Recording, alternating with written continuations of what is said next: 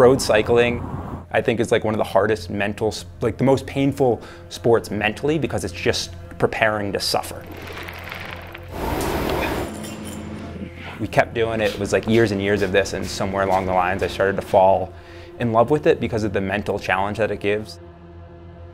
But I think that's good for you and good for people, because that suffering leads to something else. Go!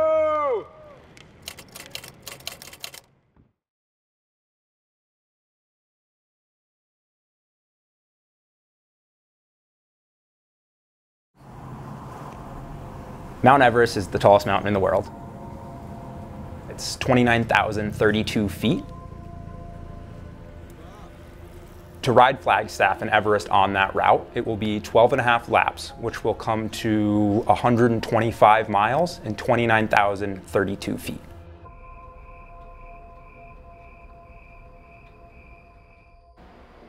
My name is Bobby Ryan. I'm from Kingston, New York, which is about 90 miles north of New York City.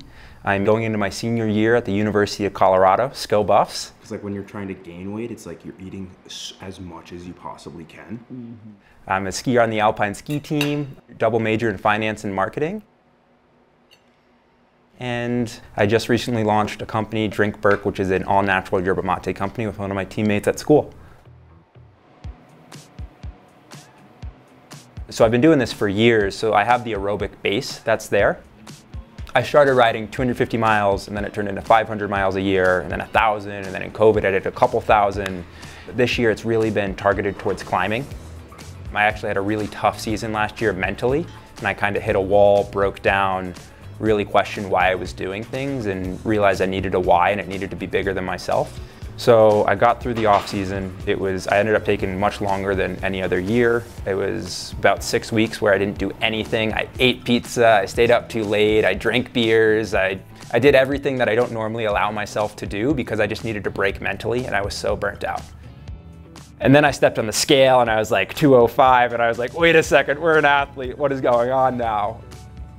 So I broke out my road bike and I climbed to the top of Flagstaff.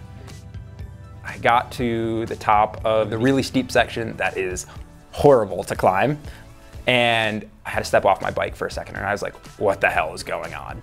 Like, this isn't allowed. So then I was like, okay, I'm getting back into biking. Like, I need to get back into shape, I'm an athlete.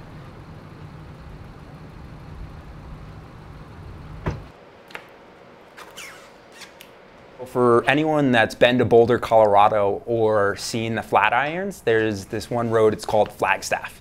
And it's right in the heart of Boulder, and it goes right all the way up. It's like the most iconic bike route, but it's the most iconic climb in the Flatirons in Boulder, and it's one of the most difficult climbs around.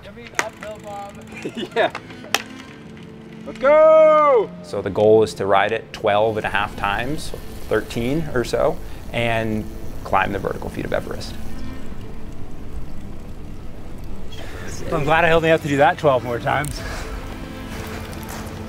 I'm a little tired now.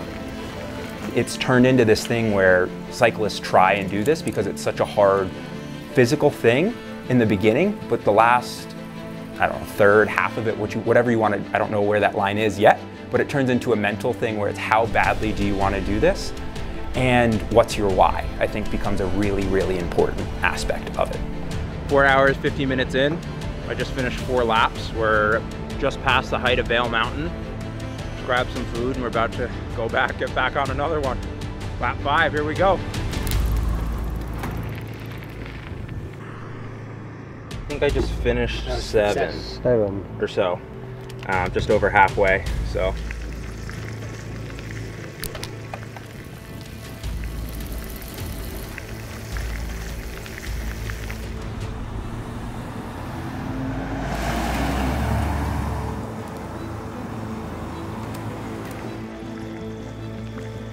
Got it, Bobby.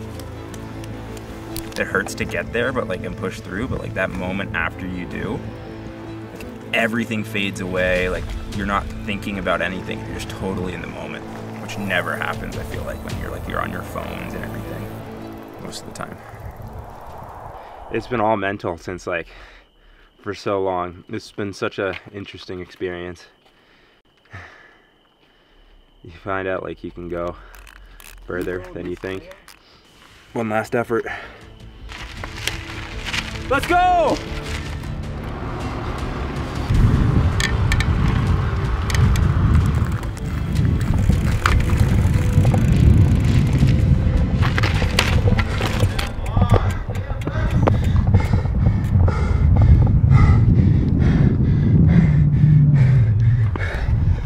"15 hours, 21 minutes, 141 miles, average speed 9.2 miles an hour, maximum speed 42.9, ascent beyond Everest."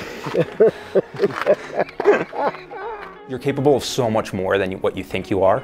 And I think for most people, they don't push that boundary, and I've definitely pushed too far. I've bonked on a bike before, and it's been like, you get home and you're physically shaking, and all you want to do is like crawl in a ball, but you have to eat and drink, and then you end up sleeping for 18 hours, and the next day you're fine. But like that pushing that boundary is something that I think I've always loved to do. I mean, look at this sport. I mountain bike, I downhill ski race. I enjoy that, pushing that threshold. And I'm biking more. I'm just loving life right now.